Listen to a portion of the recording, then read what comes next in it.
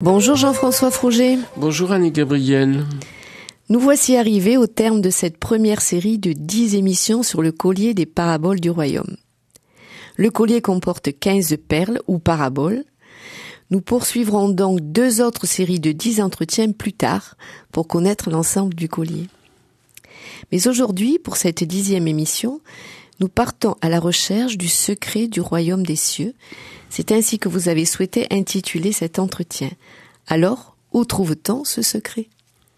Et dans l'écriture elle-même, nous allons l'explorer.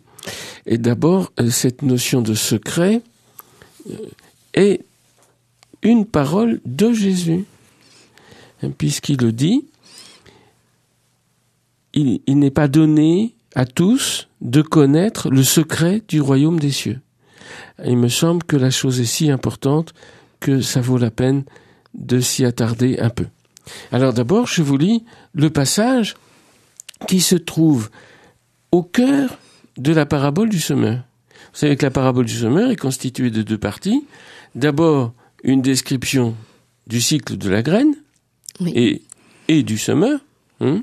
Et ensuite, l'application à l'écoute de la parole. Donc, il y a bien une comparaison, et par conséquent, en fait, 4 paraboles, comme nous avons vu la dernière fois. Eh bien, saint Matthieu, entre ce qu'on appelle la parabole et son explication, en fait, au cœur même de la parabole, introduit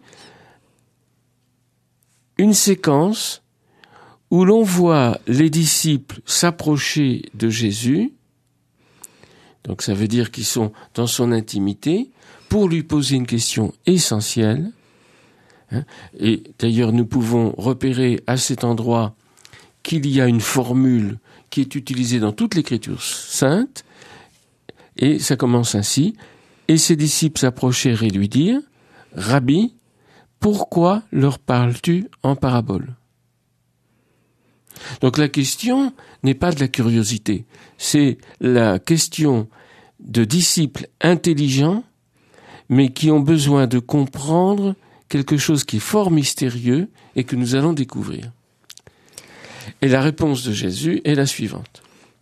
Il répondit et leur dit : « À vous, il est donné de connaître le secret du royaume des cieux. » Alors voilà le titre de notre émission. Mais à ceux, donc à ceux qui ont écouté dans la foule, il n'est pas donné. Alors on remarque tout de suite qu'en style oral, on doit nécessairement répéter. Il n'est pas donné de connaître le secret du royaume des cieux. Mais quand on met par écrit, on abrège. Alors, je vais restituer le langage oral puisque nous parlons. À vous, il est donné de connaître le secret du royaume des cieux, mais à eux, il n'est pas donné de connaître le secret du royaume des cieux. Car à celui qui a la connaissance du secret du royaume des cieux, il lui sera donné. Et cela sera pour lui en abondance. Mais à celui qui n'a pas la connaissance du secret du royaume des cieux, même ce qu'il a lui sera enlevé. C'est pourquoi je leur parle en parabole. Parce qu'ils voient et ne voient pas. Ils entendent et n'entendent pas. Et ils ne comprennent pas. Et elle est accomplie pour eux, la prophétie d'Isaïe, qui dit : « Pour ce qui est d'entendre, vous entendrez, mais vous ne comprendrez pas. Pour ce qui est de voir, vous verrez, mais vous ne connaîtrez pas.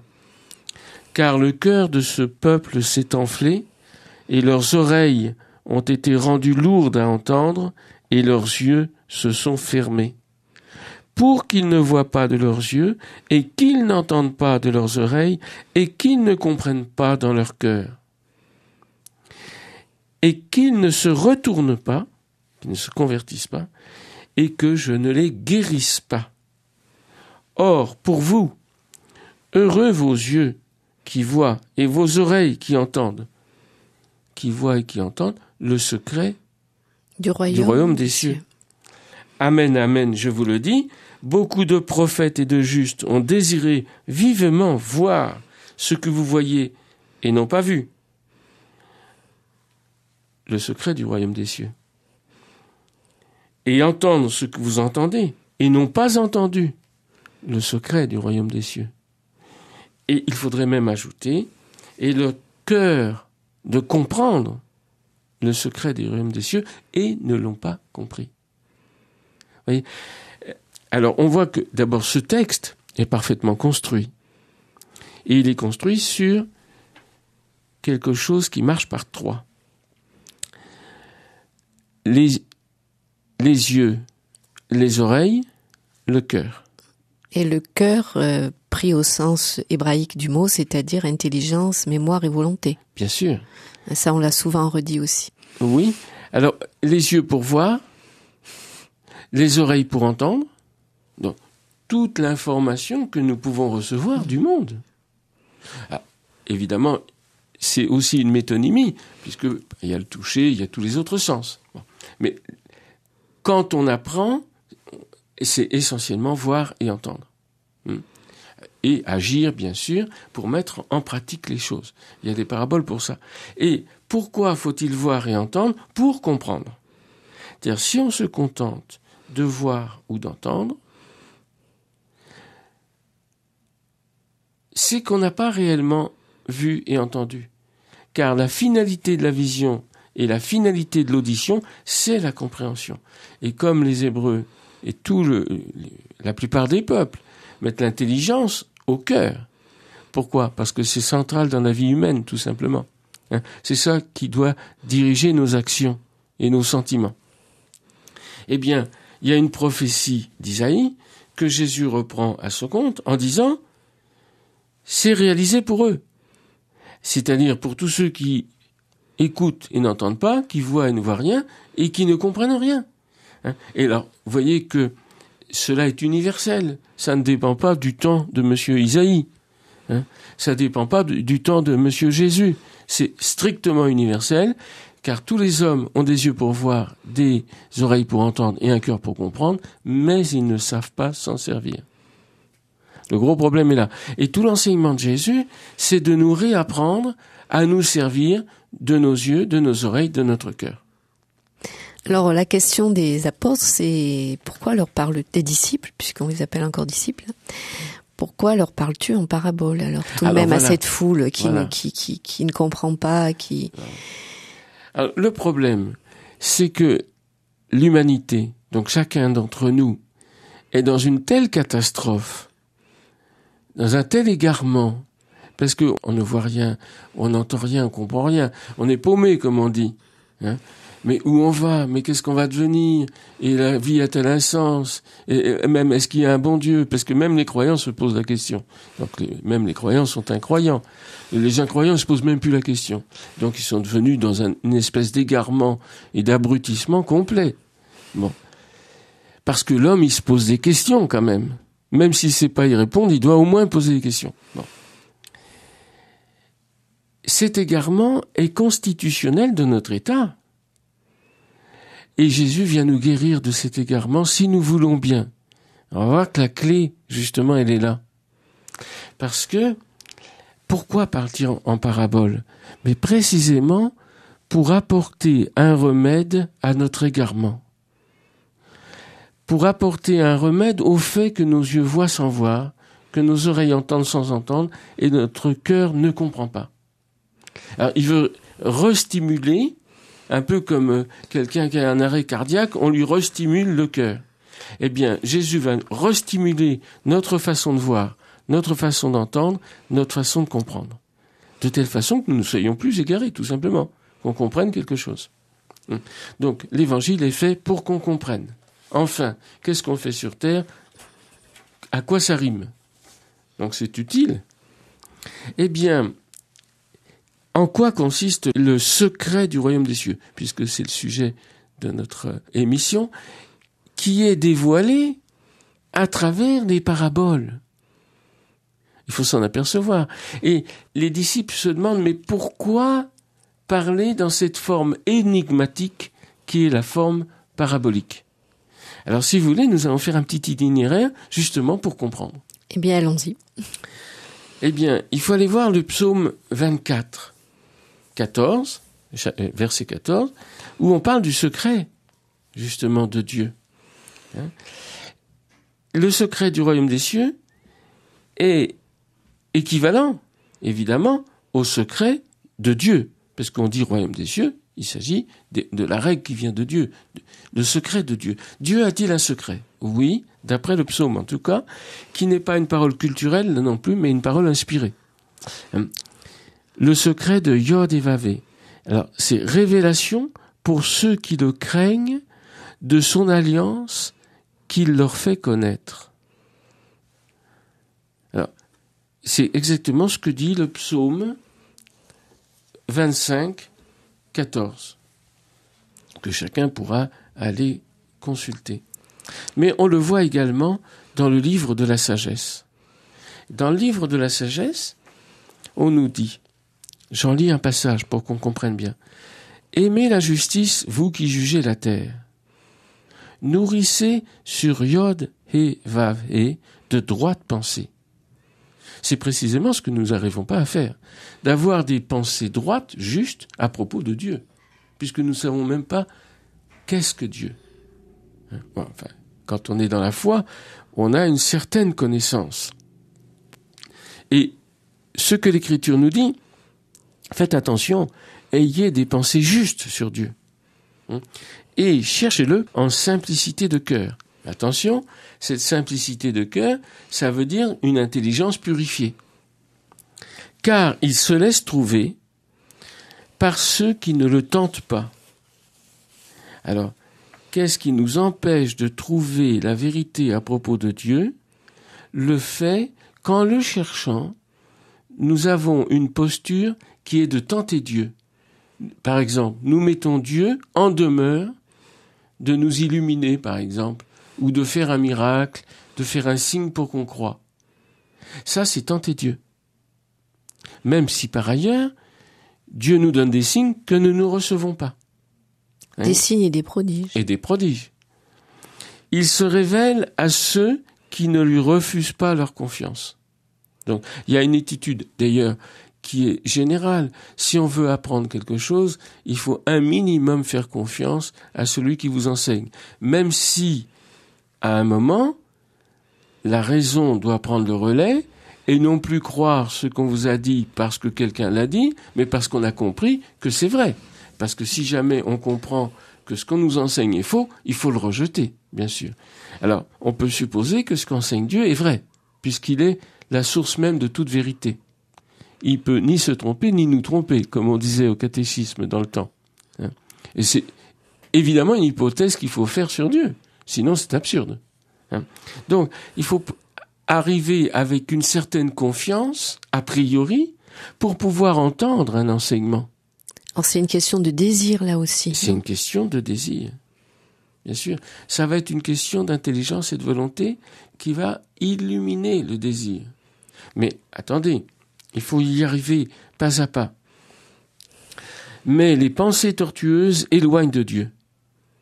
Eh bien, évidemment, si nous sommes éloignés de Dieu, et si nous croyons que le livre de la sagesse est vraiment sage, nous n'arrivons pas à croire à Dieu, par exemple. Eh bien, c'est très simple, c'est que nos pensées sont tortueuses. Il y a quelque chose à rectifier. En quoi sommes-nous tordus?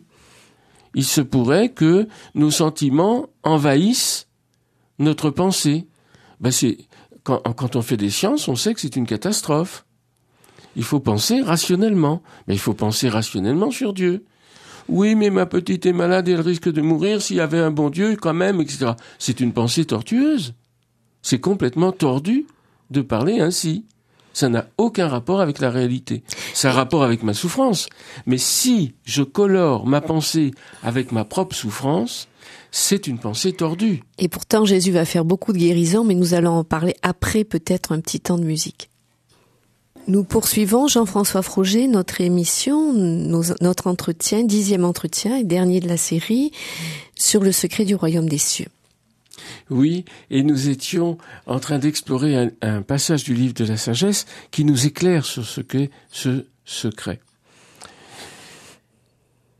Et nous en étions à constater que le livre de la sagesse nous met en garde et par des phrases très fortes. Par exemple, je prends la suite, et la toute-puissance donc de Dieu, mise à l'épreuve, confond les insensés. Donc, mettre à l'épreuve la toute-puissance de Dieu est évidemment un acte insensé qui nous plonge dans la confusion. Exemple, si Dieu existait, s'il était tout-puissant, il n'y aurait pas de mal dans le monde. Donc nous mettons à l'épreuve la toute-puissance de Dieu. On dit, si tu es tout-puissant, comment se fait-il qu'il y ait du mal dans le monde? Voilà une parole qui relève de quelque chose d'insensé dans l'esprit humain et qui nous jette dans la confusion. Et d'ailleurs, on y reste. Parce que quand on a dit ça, ça s'arrête. On est dans la confusion. Eh bien, l'Écriture poursuit. Non, la sagesse n'entre pas dans une âme perverse. Elle n'habite pas dans un corps tributaire du péché. Donc ça veut dire qu'il y a un travail de purification intense à faire sur notre propre vie, corps et âme. Sur nos pensées. Si on veut penser. Si on veut penser juste à propos de Dieu. Et sur nous-mêmes, bien sûr. Parce que penser juste sur Dieu, c'est penser juste sur l'homme. L'Esprit Saint qui nous éduque fuit la duplicité. Ça, c'est une chose très importante qui rejoint la simplicité du cœur. Qu'est-ce que c'est que d'être simple du cœur? C'est ne pas jouer double jeu au niveau de l'intelligence. J'admets qu'il faut être intelligent pour fabriquer de l'informatique et pour l'utiliser, et que c'est très commode, bravo, et que dans les affaires de Dieu, il n'y a pas besoin d'être intelligent. Ça, c'est la duplicité de l'esprit. Ça n'est pas être simple de cœur. Si je dois être intelligent dans les actes de ma vie pour ne pas tomber constamment dans l'erreur et dans la confusion, combien plus je dois être intelligent dans les affaires de Dieu. Sinon, je suis dans la duplicité.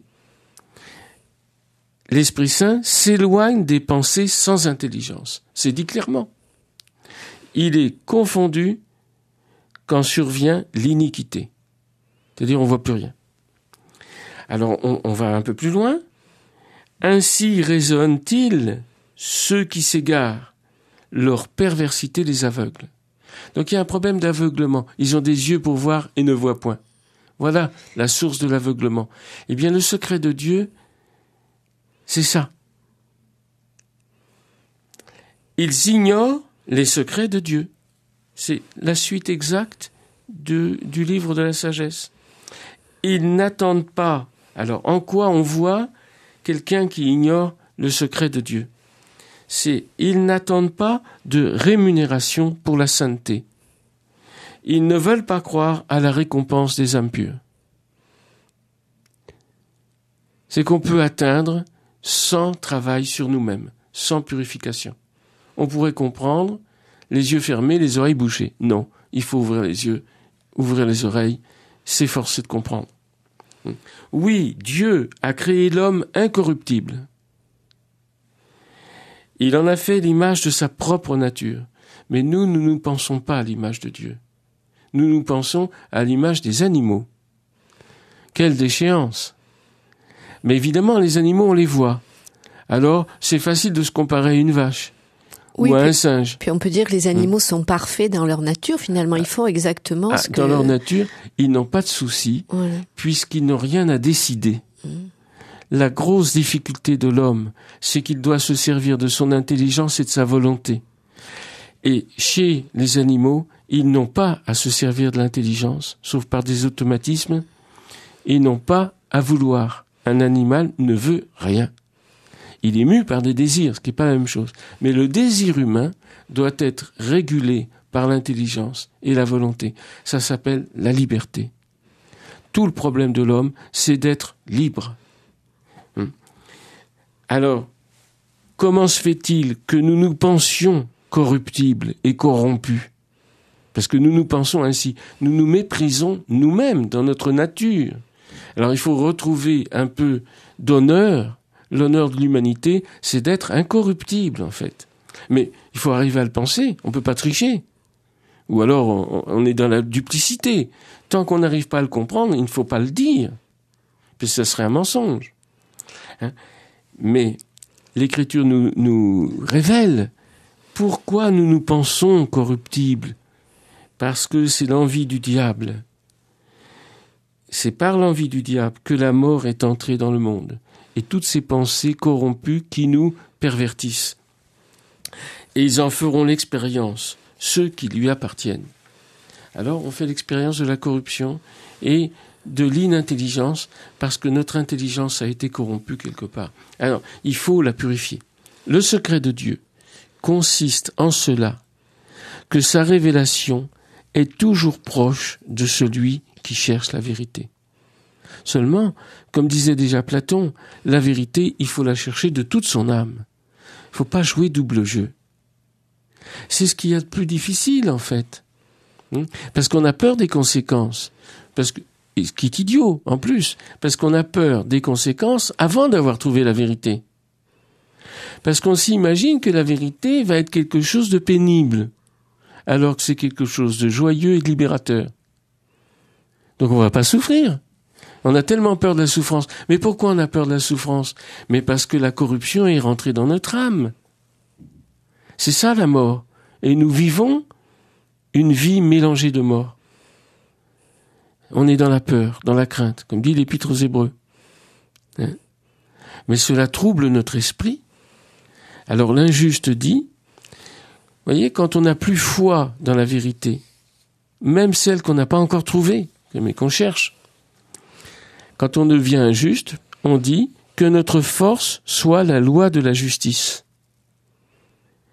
Autrement dit, on va obtenir justice par un rapport de force, et non pas par l'énoncé de la vérité. Car ce qui est faible s'avère inutile. Ça, c'est l'Impie qui dit ça. Donc, soyons forts, et c'est dans un rapport de force qu'on va faire venir la justice. C'est évidemment faux. Mais c'est bien comme ça que le monde fait, et qu'on fait peut-être tous les jours. Celui-là ne peut plus rien voir, entendre ni comprendre à la règle des cieux qui fonde ses axiomes de pensée et d'action sur le rapport de force. Et voyez que dans la vie du monde, tout est fait sur le rapport de force. Pourquoi? Parce qu'on ne peut croire personne, sauf s'il croit en Dieu, sauf s'il est attaché à la vérité. Si quelqu'un est attaché à la vérité, on peut le croire. Mais quelqu'un qui ne comprend pas la vérité, qui s'en soucie pas, il est nécessairement dans le rapport de force. Puisque c'est la seule chose qui puisse le protéger des autres qui sont aussi dans le mensonge et dans l'envie et dans la corruption. Quand tout est corrompu, c'est forcément la guerre de tous contre tous. Alors, dans ce que vous venez de nous dire du livre de la sagesse, on pourrait dire que le livre de la sagesse, enfin c'est le début, je crois, là, du livre de la sagesse. Oui, c'est le premier chapitre. Traite du problème de l'aveuglement humain. Exactement. Et de sa surdité et de l'incompréhension profonde qu'il a de lui-même et de Dieu. Et encore une fois, l'intelligence de Dieu et l'intelligence de l'homme, c'est la même intelligence. Parce que Dieu nous a fait à son image, et c'est donc une analogie extrêmement profonde qu'il y a en ce que nous lui ressemblons, qui nous permet de comprendre quelque chose de Dieu. Or, en quoi nous lui ressemblons? Mais par l'intelligence et la volonté, uniquement. Et donc c'est ça qu'il faut purifier en nous. D'où le problème du Sauveur. Alors, on reprend. Pourquoi leur parles-tu en parabole? Mais parce qu'à vous, la règle et le secret du royaume des cieux est révélé. Mais aux autres, ça ne l'est pas. Alors, nous, évidemment, comme on est dans le rapport de force, on trouve ça immédiatement injuste et révoltant. Oui, pourquoi est-ce que les fous ne sont pas aussi dans pourquoi on ne le donne pas à tout le monde tout de suite et sans effort? Mais parce que c'est strictement impossible. Le problème du Sauveur. Alors, on se met à la place, un seul instant, à la place de Jésus qui est en train d'enseigner. Mais c'est terrible. C'est comment parler juste à des esprits faux.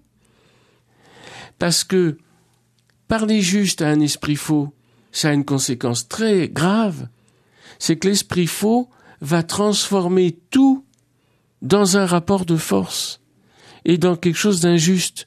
Donc même si on énonce des vérités en or, l'esprit faux va les fausser. Donc le système est entièrement bloqué. Pour eux se réalise vraiment la prophétie d'Isaïe. Alors comment Jésus, dans son intelligence prodigieuse, humano-divine, va tourner la difficulté. Tout est bloqué en nous. Il va nous proposer un autre chemin pour sortir du blocage. Mais il ne peut pas nous débloquer nous-mêmes. C'est à nous de le vouloir. Donc il va susciter le désir en nous de changer. Et comment va-t-il s'y prendre? Eh bien, il va nous faire désirer, entendre et voir comme les justes et les prophètes anciens. Que nous acceptions l'inspiration. Or, cette inspiration va être acceptable s'il nous dit des choses qui traversent notre refus et la perversion de notre compréhension. Pour ça, il faut qu'il parle à l'inconscient. Et c'est pour ça qu'il parle en images. C'est pourquoi il parle en images, et les images les plus archétypales possibles, les plus profondes possibles, et que nous, on prend pour des choses bêta. Il va nous parler de sable, de pierre, de graines, mais c'est pour les enfants, ça. Ça, c'est une façon de refuser. Mais non, c'est pas pour les enfants. C'est pour éveiller en nous la véritable intelligence. Rectifier le désir en nous. Donc Jésus fait son travail de sauveur dans l'enseignement en parabole. Il essaye de tourner cette difficulté. Mais celui qui est disciple, il a déjà vaincu la difficulté, puisqu'il a entendu que la parole de Jésus est une parole de vie. Il ne le sait peut-être pas vraiment, il ne le comprend pas vraiment, mais il l'a entendu inconsciemment, comme les disciples l'ont entendu. On comprend pas ce que tu dis, mais on est sûr que c'est les paraboles, ce sont les paroles de vie. Et ils vont finir par comprendre. Et à la fin du collier des paraboles, il y a justement cette question de Jésus, que nous entendrons dans les émissions suivantes. Avez-vous compris cela? Donc, l'ensemble de toutes les paraboles. Et ils répondent oui, ce qui est un miracle absolu. C'est très extraordinaire. Si nous arrivons à dire oui aussi, quelle délivrance, quelle joie ça va être. Est-ce que, je reviens sur une question que j'ai évoquée tout à l'heure, les guérisons de Jésus, justement, les miracles, les guérisons en particulier, qui sont nombreuses, des aveugles, des sourds, des paralysés, des lépreux, et puis des possédés, oui. Est-ce qu'elles ont un lien avec cette guérison pour que nous puissions, nous, mieux développer Bien sûr, ces images? Elles ont un lien très strict, c'est que Jésus veut susciter en nous la foi. Alors laquelle? Je vais vous dire laquelle. En guérissant un aveugle, ce qui est un miracle, un prodige. Bien sûr que c'est pour faire le bien à cet aveugle-ci, mais pas uniquement. Et d'ailleurs Saint Jean le dit très bien. C'est pour donner un signe. Un signe de quoi? Il y en avait beaucoup. S'il est capable de guérir un aveugle né, de le faire voir avec ses yeux, physiologiquement, parce que nous, on ne sait pas faire, même avec les meilleurs chirurgiens. Bon, c'est pour donner le signe qu'il est capable de guérir le véritable aveuglement, qui n'est pas la déficience des yeux. Ça n'est qu'un signe externe. Mais le véritable aveuglement, c'est ce que dit Isaïe. Ils ont des yeux pour voir et ne voient pas. Nous, on voit. On a la chance de voir les arbres, les maisons, le sable et tout. Et on ne voit rien, parce qu'on ne voit pas le sens des objets. À quoi rapporte le monde sensible à un monde intelligible qui est gouverné par le monde des anges et qui porte le sens du monde et la parole de Dieu. Tout nous parle de Dieu. Tout nous parle de beauté, de vérité, de justice. Et nous ne voyons rien. Nous croyons que nous sommes plongés uniquement dans un combat pour la vie où tous est l'ennemi de tous. Nous sommes plongés dans cet aveuglement-là. Alors Jésus va susciter notre foi en disant « Il est capable de guérir un lépreux. Mais alors, mon incapacité à toucher vraiment les choses et les gens, on est incapable de se toucher. On fait semblant, on fait tout ce qu'on peut. Mais qu'est-ce qui nous touche vraiment? C'est nos simagrées? Certainement pas. D'ailleurs, quand on est touché, on le sent, on le sait, on le dit. Ah, il m'a touché. Mais pas physiquement. Il a ébranlé quelque chose au fond de mon cœur, de mon âme. Et c'est rare, voyez. Alors Jésus guérit le lépreux pour qu'on puisse le toucher. Est-ce que nous allons pouvoir devenir touchables? Et peut-être le désir nous en vient. On dit, mais lui peut-être est capable de restaurer ça en moi. Hein? On va prendre un petit temps de musique avant la dernière partie de cette émission. Eh bien, Jean-François Frouget, nous voici dans la dernière partie de cette 10e émission sur cette première série sur les paraboles du royaume. Vous aviez évoqué donc tout au long des 2 premières parties le secret du royaume des cieux, le secret de Dieu plutôt. Et on était quand même dans la parabole du semeur. Quel est le lien que vous faites entre ce secret du royaume des cieux, le secret de Dieu, et la parabole? Parce que là, nous étions dans l'intertexte de ce qu'on appelle de la parabole, hein, entre les 2 parties de la parabole. Une explication que Jésus donne à ses disciples qui le lui ont demandé. Et donc, ils étaient précisément dans le désir de comprendre. Donc, c'est l'attitude du disciple. Et revenons un seul instant sur cette clé. C'est que Jésus essaye de susciter en nous un désir véritable d'entendre et de voir. Parce que sans ce désir, qui est le secret le plus profond de notre cœur, qu'est-ce que nous désirons vraiment, si nous le savons nous-mêmes? Donc, le désir du cœur dans l'homme, c'est son secret le plus profond, parce que c'est le lieu absolu de sa liberté. Donc, chacun sait qu'il n'y a pas plus sourd que celui qui ne veut pas entendre. Il n'y a pas plus aveugle que celui qui ne veut pas voir. Et il n'y a pas plus bête que celui qui ne veut pas comprendre. Donc, la clé, le secret du royaume des cieux, le secret de Dieu, c'est le désir de Dieu qui est au fond de notre cœur. Si jamais ce désir est réanimé, nous sommes sauvés. Pourquoi? Parce qu'il reste un travail énorme à produire, mais nous aurons la force de le produire. Nous éviterons les sorties de route. Et justement, c'est ce qui est décrit dans la parabole du semeur. Les 3 façons de se tromper radicalement. Et puis le grenier dont vous deviez nous parler. Oui, mais regardons les 3 difficultés qui se présentent à nous, précisément pour entendre et voir, et comprendre. Eh bien, si on a reçu la parole et qu'on ne la comprend pas, c'est-à-dire qu'on désire, parce qu'avant de comprendre, il y a le désir de comprendre. Il n'y a même pas ce désir. Qu'est-ce qui vient? Les oiseaux viennent dévorer. On est comme sur le bord de la route. Ça ne peut même pas germer. Ça n'entre pas. Autrement dit, on n'entend pas. Donc, la surdité est complète. Ça vient d'où? De la présence du diable. Donc, la première chose à faire, c'est de chasser le diable. C'est pour ça que Jésus chasse si souvent des démons. Mais c'est la première chose qu'il fait partout où il arrive. Comment faire entendre quoi que ce soit à quelqu'un qui est possédé par un démon? Alors, ces démons se multiplient à l'envi dans nos désirs faussés. Si je suis obsédé par la mort, par la crainte de tomber malade ou je sais pas quoi, mais je ne peux pas entendre une parole divine, c'est pas possible. Si je suis obsédé par l'argent, obsédé par le sexe, obsédé par je ne sais quoi, par le football, ou par la science, ou par la religion, si je suis obsédé de quoi que ce soit, il y a un démon en moi. Je dois désirer la vérité, point.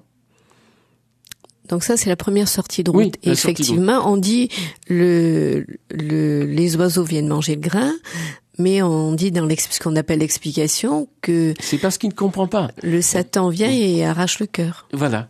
Et arrache de son cœur. Autrement dit, oui. il n'y a aucune mémorisation. Donc la première chose à faire, c'est au moins de mémoriser ce qui est dit, en attente de compréhension. C'est au moins on sait ce qu'il a dit, et le jour où on devient capable, où il y a un interstice dans nos obsessions, on va comprendre. Ça va au moins s'enraciner. Mais c'est pas suffisant. Parce qu'il y a une autre sortie du cycle, une autre sortie de route, en quelque sorte, c'est que ça a germé, mais la peur, la crainte est là. Je l'ai déjà dit pour la première fois, mais parce que tout se cumule et se déploie. Mais la peur du monde, j'ai peur de souffrir. Et j'imagine que si ça germe, je vais devoir me priver de je ne sais quoi, et ça va être une souffrance. Mais c'est une souffrance pour celui qui est obsédé, d'être privé de son obsession. Mais quand on est délivré d'une obsession, on souffre absolument pas d'être délivré de son obsession. Supposez que je sois absolument accro au chocolat, disons. Donc je souffre si j'ai pas de chocolat, et je crains de manquer de chocolat. Mais si je suis délivré de cette drogue qu'est le chocolat, par exemple, mais je ne souffre absolument pas d'en manquer. Et puis j'en prends quand j'ai envie, mais librement. Donc voyez que les craintes, en fait, le scandale, il est imaginaire. Nous craignons des souffrances imaginaires, et ça brûle, parce qu'il n'y a pas de racine en nous-mêmes, il n'y a pas cette certitude de la vie en nous, eh bien, la parole est éliminée. Donc, on peut ni l'entendre ni la voir vraiment. Puisque ça germe tout de même un petit moment avant d'être brûlé au soleil, oui. C'est qu'il y avait quand même une joie de ce début d'écoute. C'est ce que dit l'Écriture. Oui. On a entendu avec joie, mais ça n'a fait que chatouiller notre curiosité. Tiens, c'est des paroles intéressantes. On est touriste de l'Écriture sainte. Et après, on est défaitiste. Et après, on est défaitiste. On tombe, on se décourage, parce qu'on imagine tellement de difficultés qu'on part même pas en voyage. Oui, mais alors si l'avion tombe, ah oui, mais si là-bas il y a des terroristes, mais alors on reste chez soi, puis voilà. On a peur de tout, alors on bouge plus. Alors ensuite, quand la graine arrive dans les épines, germe dans les épines. C'est une autre façon de se tromper, évidemment, de se tromper. C'est-à-dire que c'est bien soi qui est en jeu. C'est-à-dire que on désire tellement de choses, il n'y a pas eu de tri, il n'y a pas eu de purification, et par conséquent, on laisse germer en nous tous les désirs. Est-ce que ça aurait lié on désire une chose et son contraire, par exemple. La contradictoire. J'aimerais bien être riche, mais j'aimerais bien me reposer. Qu'est-ce que je fais, alors? C'est difficile, parce que pour être riche, il faut travailler, malgré tout. Et est-ce qu'au niveau de la parole, ça peut aussi amener à un syncrétisme, un mélange, puisqu'on parlait de mélange? Parce que je veux tout et son contraire. C'est ça le syncrétisme. Alors je veux que... le syncrétisme, on en parle essentiellement pour les doctrines religieuses. Je vais picorer. Je vais prendre un petit bout de religion ici, un petit bout de philosophie ici, etc. Pour rien manquer. Il y a la crainte de manquer quelque chose, ou bien la crainte de la logique. Et la crainte de la rectitude de la pensée. Et donc, on obtient une espèce de mélange, et le mélange étouffe tout. Mais ça, on le verra peut-être dans la parabole toujours des graines, mais avec l'ivraie. Bien sûr, Jésus va faire un zoom sur ce cas-là. Il est tellement important, et ça s'appellera la parabole de l'ivraie. Mais nous la regarderons dans une prochaine série. Oui, en son temps. Oui. Alors, et quand le fruit arrive dans la bonne terre, quand il va être mis dans le grenier, eh bien, c'est que les 3 premières difficultés que nous avons vues, qui sont les 3 grandes difficultés, sont vaincues. À savoir que on retient la parole, on la comprend, on la garde, on a la patience et la logique, puisque comme ça fait le tri, on élimine tout ce qui est étranger, à la vérité, tout simplement, en nous, puisqu'on a pensé n'importe quoi, on ne pense plus n'importe quoi. On ressentait les choses, puisque vous savez, les sentiments sont induits en nous par la société, en grande partie. Eh bien, nos sentiments ne viennent plus de la société, mais viennent d'une vie qui sourd en nous, comme une eau jaillissante, vivante et claire. Voilà. Et à ce moment-là, les paroles de Jésus prennent une ampleur, une intelligence, une beauté qui nous stupéfie et qui nous laisse silencieux. Tellement c'est beau. Eh bien, écoutez, je pense qu'on va s'arrêter là, peut-être pour cette 10e émission. Je voulais tout de même vous remercier pour votre votre fidèle participation aux émissions de RCF Hautes-Alpes. Je rappelle, si vous le permettez, que vous êtes anthropologue, spécialiste des écritures bibliques et de bien d'autres choses, mais on va pas en parler ici. Vous avez écrit, je le cite tout de même, un livre intitulé D'or et de miel, aux sources de l'anthropologie biblique. Et dans ce livre, on peut retrouver certaines des paraboles dont vous nous avez parlé dans cette première série. D'or et de miel est édité aux éditions des Iris. Jean-François Frouget, je vous remercie infiniment au nom de tous les auditeurs et à une prochaine série de rencontres sur notre antenne. Merci à vous, Annie Gabriel, pour votre patience. Merci pour votre enseignement.